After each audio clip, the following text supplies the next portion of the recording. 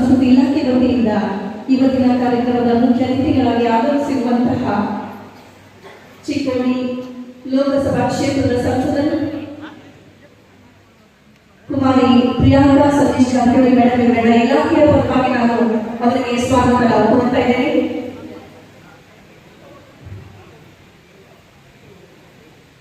ದಯಮಾಡಿ ಕುಮಾರಿ ಪ್ರಿಯಾಂಕಾ ಜಾರಕಿಹೊಳಿ ಅವರಿಗೆ ಮತ್ತೊಮ್ಮೆ ಸ್ವಾಗತವನ್ನು ಕೋರ್ತಾ ಧನ್ಯವಾದಗಳು. ಮಾನ್ಯ ಅಧ್ಯಕ್ಷರು, ಬೆಳಗಾವಿ ನಗರಾಭಿವೃದ್ಧಿ ಪ್ರಾಧಿಕಾರ.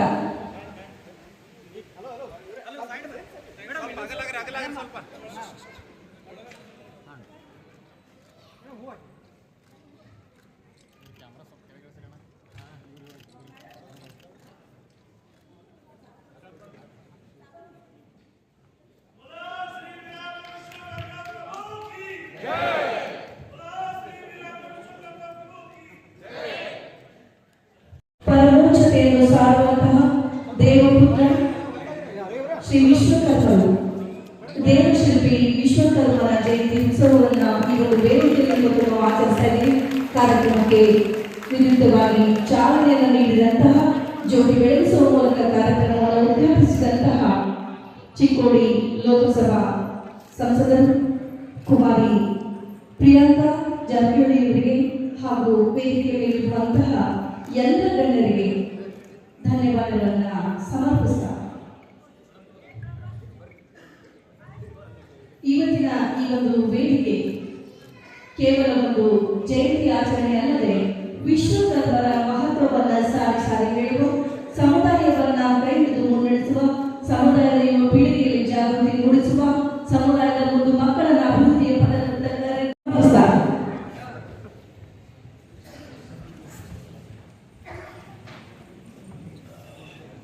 ಇವತ್ತಿನ ಕಾರ್ಯಕ್ರಮದ ಉದ್ಘಾಟನೆ ಪ್ರಿಯಾಂಕಾ ಸತೀಶ್ ಜಾರಕಿಹೊಳಿ ಅವರು ವಿಶ್ವಕರ್ಮರ ಜಯಂತಿ ಉತ್ಸವದ ಅಂಗವಾಗಿ ಶುಭಾಶಯ ನುಡಿಗಳನ್ನು ಆಡುವಂತೆ ಕೋರಿಕೊಳ್ತಾ ಇದ್ದೀನಿ. ಉದ್ಘಾಟನಾ ಪರ ನುಡಿಗಳಿಗಾಗಿ ಸಂಸದರನ್ನ ಬರಮಾಡಿಕೊಳ್ತಾ ಇದ್ದೇನೆ.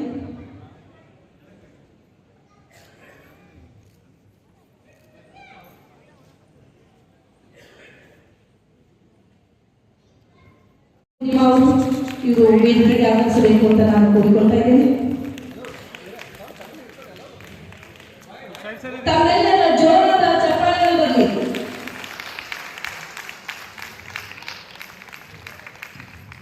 ಹೊಸ ಭರವಸೆಯಾಗಿ, ಹೊಸ ಬೆಳಕಾಗಿ ಯುವ ನಾಯಕತ್ವ ಸಮಾಜದ ಪ್ರಗತಿಗೆ ಮುನ್ನುಡಿಯಾಗಿ ಅನ್ನೋ ಒಂದು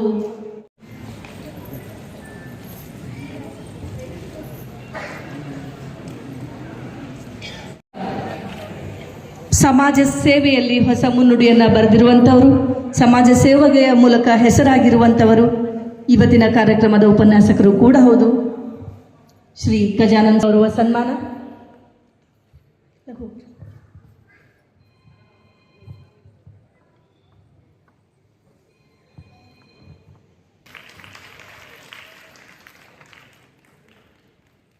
ಧನ್ಯವಾದಗಳು.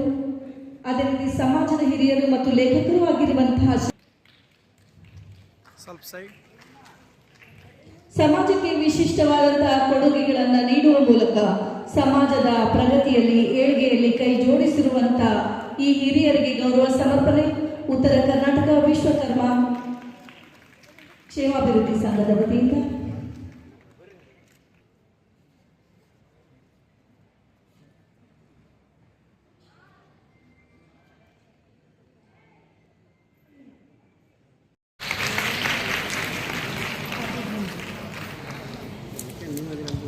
ಧನ್ಯವಾದ.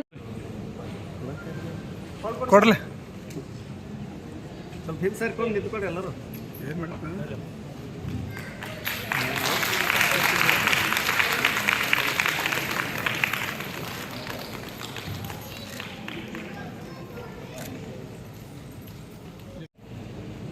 ನಮ್ಮ ವಿಶ್ವಕರ್ಮ ಸಮಾಜದ ಕನ್ನಡ ಮತ್ತು ಸಂಸ್ಕೃತಿ ಇಲಾಖೆ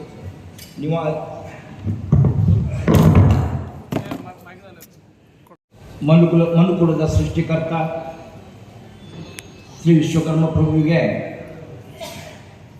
ಸ್ಥಿರವಾಗಿ ನಡೆಸುತ್ತಾ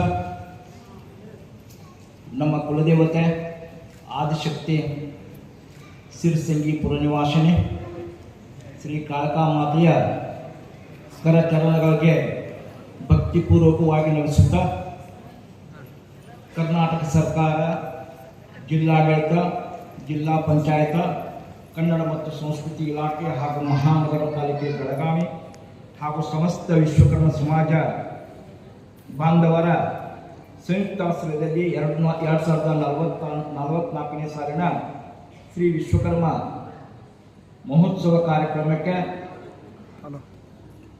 ಅಧ್ಯಕ್ಷ ಸ್ಥಾನವನ್ನು ಅಲಂಕರಿಸಿದಂಥ ಅವರ ಅನುಪಸ್ಥಿತಿ ಇದ್ದರೂ ಕೂಡ ಉತ್ತರ ಬೆಳಗಾವಿ ಕ್ಷೇತ್ರದ ಜನಪ್ರಿಯ ಶಾಸಕರಾದ ಶ್ರೀ ಆಶಿಫ್ ಸೇಠ್ ಅವರೇ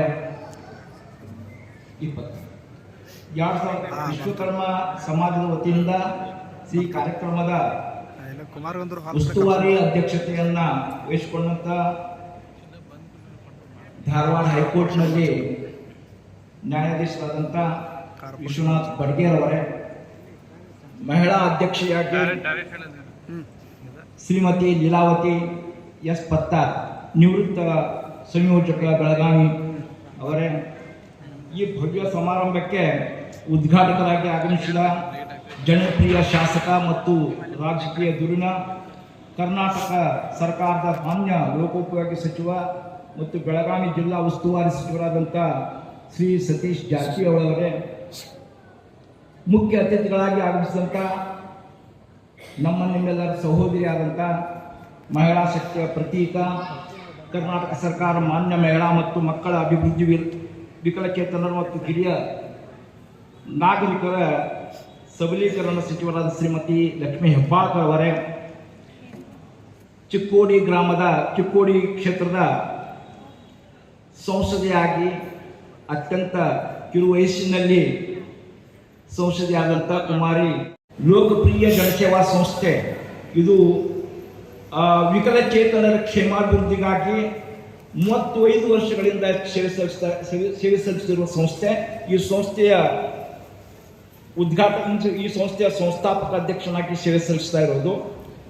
ಇಲ್ಲಿ ನನಗೆ ಉಪನ್ಯಾಸನಾಗಿ ಇಲ್ಲಿ ಕರೆದಿದ್ದಾರೆ. ಉಪನ್ಯಾಸ ಅನ್ನೋದು ಬಹಳ ದೊಡ್ಡ ಪದ, ಅದಕ್ಕೆ ಈಗ ವೇಳೆಯೂ ಇಲ್ಲ. ಮತ್ತು ವಿಶ್ವಕರ್ಮ ಸಮಾಜದ ಬಗ್ಗೆ, ವಿಶ್ವಕರ್ಮ ಪ್ರಭುವಿನ ಬಗ್ಗೆ, ನಮ್ಮ ಸಂಸ್ಕೃತಿ ಬಗ್ಗೆ ಹೇಳಲಿಕ್ಕೆ ಬಹಳಷ್ಟು ಸಮಯ ಬೇಕು. ಸಮಯದ ಅಭಾವ ಬಾಳಿರೋದ್ರಿಂದ ನಾನು ಅತ್ಯಂತ ಸಂಕ್ಷಿಪ್ತವಾಗಿ ನಾನು ಕಂಡ ಸಮಾಜ ಮತ್ತು ನನ್ನ ಅರಿವಿಗೆ ಬಂದ ಕೆಲವು ಅನುಭವಗಳನ್ನು ಮಾತ್ರ ನಾನು ಇಲ್ಲಿ ಹಂಚಿಕೊಳ್ಳಲಿಕ್ಕೆ ಇಷ್ಟಪಡ್ತೇನೆ. ಬಹಳಷ್ಟು ನಮ್ಮ ಸಮಾಜದ ಜನರಿಗೆ ಮತ್ತು ಇನ್ನಿತರರಿಗೆ ನಮ್ಮ ವಿಶ್ವಕರ್ಮ ಪ್ರಭುವಿನ ಬಗ್ಗೆ ಅನೇಕ ಗೊಂದಲಮಯ ವಿಚಾರಗಳಿವೆ. ಮೂಲಸ್ತಂಭ ಪುರಾಣದ ಪ್ರಕಾರ ಸೂಕ್ತದಲ್ಲಿ ಒಂದು ವಿಷಯ ಹೇಳ್ತದೆ, ಏನಂತಂದ್ರೆ ಬ್ರಹ್ಮಾಂಡದ ಶೂನ್ಯಾವಸ್ಥೆ ಅಂತಂದ್ರೆ ಏನೂ ಇಲ್ಲ, ಯಾವುದು ನಕ್ಷತ್ರಗಳಿಲ್ಲ, ಗ್ರಹಗಳು ಇಲ್ಲ, ಯಾವುದು ಪಂಚಭೂತಗಳೂ ಇಲ್ಲ, ಯಾವ ಋಷಿಮುನಿಗಳೂ ಇಲ್ಲ, ಯಾವ ಜಲಚರಗಳು ಇಲ್ಲ, ಯಾವ ಪ್ರಾಣಿ ಪಕ್ಷಿಗಳೂ ಇಲ್ಲ. ಅಂತ ಪರಿಸ್ಥಿತಿಯಲ್ಲಿ ಒಂದು ಪ್ರಚಂಡ ಶಕ್ತಿ ತನ್ನನ್ನೇ ತಾನೇ ಸೃಷ್ಟಿಸಿಕೊಂಡಂತ ಒಂದು ಶಕ್ತಿಗೆ ನಾವು ವಿಶ್ವಕರ್ಮ ಪ್ರಭು ಅಂತೇಳಿ, ವಿಶ್ವಕರ್ಮ ಪರಮಾತ್ಮ ಅಂತ ಕರೀತೇವೆ. ಇದನ್ನ ಬಹಳಷ್ಟು ಜನ ಒಪ್ಕೊಳ್ಳಿಕ್ಕೆ ಬಹಳ ಕನ್ಫ್ಯೂಷನ್ ಇದೆ. ಅದಕ್ಕೆ ನಿಮ್ಮ ಸೈಂಟಿಫಿಕಲಿ ಅಂದ್ರೆ ವೈಜ್ಞಾನಿಕವಾಗಿ ಕೂಡ ನಾವು ಇದನ್ನು ಹೇಳ್ಬೋದು. ವಿಶ್ವಕರ್ಮ ಅಂತಂದ್ರೆ it's not explain by me, it's the Einstein and Thomas ಆಲ್ವಾ ಎಡಿಸನ್ ಅಂತ ಸೈಂಟಿಸ್ಟ್ಗಳು ಹೇಳಿದ್ದಾರೆ. ಅಂತಂದ್ರೆ the huge explosion is the reason for the creating the world. That's called Big Bang ಅಂತ ಕರಿತೀವಿ ನಾವು. ಅದು ಬಿಗ್ ಬ್ಯಾಂಗ್ ಅಂದ್ರೆ ಅದು ವಿಶ್ವಕರ್ಮ. ಅದು ಬಹಳಷ್ಟು ಮಂದಿಗೆ ಅದೇ ಶಕ್ತಿ, ಅದರಿಂದನೇ ಎಲ್ಲವೂ ಸೃಷ್ಟಿಯಾಗಿದ್ದು ಅಂತೇಳಿ ಅವರು ಏನಂದ್ರೆ ವೈಜ್ಞಾನಿಕವಾಗಿ ಹೇಳಿದಂಥ ವಿಷಯ. ಆದರೆ ಮೂಲಸ್ತಂಭ ಪುರಾಣದಲ್ಲಿ ಇದು ಸೂಕ್ತದ ಪ್ರಕಾರ ಅಲ್ಲಿಯೂ ಕೂಡ ಶೂನ್ಯಾವಸ್ಥೆಯಲ್ಲಿ ಸ್ವಂತ ಸೃಷ್ಟಿ ಹಾಕೊಂಡಂಥ ಪರಮಾತ್ಮನೇ ವಿಶ್ವಕರ್ಮ ಅಂತ ಹೇಳಿದ್ದನ್ನ ನಾವು ಇಲ್ಲಿ ತೆಗೆದುಕೊಳ್ಬೋದು. ಅದಕ್ಕೆ ಓಂ ಅಥ ನಿತ್ಯ ದೇವೋ ಏಕೋ ವಿಶ್ವಕರ್ಮ ಅಂತ ಕರಿತೀವಿ ನಾವು. ನಂತರ ವೈದಿಕೋತ್ತರ ಮತ್ತು ಬ್ರಾಹ್ಮಣರ ಕಾಲದಲ್ಲಿ ಇದು ಏನಾಯ್ತಪ್ಪ ಅಂತಂದ್ರೆ ಒಬ್ಬ ವ್ಯಕ್ತಿ ಅಥವಾ ಋಷಿ ಅಂತ ಹೇಳ್ತಾ ಹೋಯ್ತು. ಆಮೇಲೆ ಯಜುರ್ವೇದದಲ್ಲಿ ಇದನ್ನ ಸೂರ್ಯನಾರಾಯಣನ ಗುಣವಾಚಕ ಅಂತಂದ್ರೆ ಸೂರ್ಯನ 7 ಕಿರಣಗಳಲ್ಲಿ ಒಂದು ಕಿರಣಕ್ಕೆ ವಿಶ್ವಕರ್ಮ ಅಂತ ಅಂತಾರೆ ಅಂತಕ್ಕಂಥದ್ದನ್ನು ಕೂಡ ಈ ಏನಪ್ಪಾ ಅಂತಂದ್ರೆ ಈ ವೇದದಲ್ಲಿ ಹೇಳ್ತಕ್ಕಂಥದ್ದು. ಮುಂದೆ ಅದು ಹೆಂಗಾಯ್ತಂತಂದ್ರೆ ಈ ಋಗ್ವೇದದಲ್ಲಿ ಬಹುಮನ ಅಂತಂದ್ರೆ ವಿಶ್ವಕರ್ಮನ ಹೆಸರು. ಬಹುಮನ ಒಬ್ಬ ವ್ಯಕ್ತಿ, ಅವನಿಗೆ ವಿಶ್ವಕರ್ಮ ಅಂತ ಕರೀತಾರೆ. ಮತ್ತು ಅವನು ಸೂಕ್ತಗಳನ್ನ ರಚನೆ ಮಾಡದಂತ ವ್ಯಕ್ತಿ ಮತ್ತು ಬಹುಶಃ ಅವನು ಶಿಲ್ಪಿಯಾಗಿದ್ದ, 64 ವಿದ್ಯೆಗಳ ಪಾರಂಗತನಾಗಿದ್ದ ಅಂತೇಳಿ ಋಗ್ವೇದ ಹೇಳ್ತದೆ. ಇಲ್ಲಿ ವಿಶ್ವಕರ್ಮ ಅಂತಂದ್ರೆ ಈ ಭಗವಂತನ ಮಂದಿಗೆ ಏನಪ್ಪಾ ಅಂತಂದ್ರೆ ಸಂಶಯಾತ್ಮಕವಾದಂಥ ವಿಷಯವಾಗಿದೆ. ಇಲ್ಲಿ ಬಹಳ ಸಿಂಪಲ್ ಏನಪ್ಪಾ ಅಂತಂದ್ರೆ, ಇವತ್ತು ನನ್ನ ಹೆಸರು ಗಜಾನನ ಅಂತಂದ್ರೆ ನಾನು ಗಣಪತಿ ಅಲ್ಲ, ಗಣಪತಿನೇ ಬೇರೆ ಗಜಾನನ ಬೇರೆ. ಹಾಗೆ ವಿಶ್ವಕರ್ಮನ ಹೆಸರು ಬೇರೆ ಬೇರೆಯವರಿಗೆ ಬರ್ತಾ ಬರ್ತಾ ಋಗ್ವೇದದಲ್ಲಿ ಒಬ್ಬ ಋಷಿಗಳ ಹೆಸರು ಅಂತೇಳಿ ಬಂತು. ಮುಂದೆ ಇನ್ನೊಂದು ಕಡೆಗೆ ಏನು ಹೇಳ್ತಾರಂತಂದ್ರೆ, ಭೂಮಿಯಲ್ಲಿ ಸೃಷ್ಟಿ ಆದ ನಂತರ ಭಗವಂತನನ್ನು ಮೊದಲು ಸಾಕ್ಷಾತ್ಕಾರಗೊಂಡಂತ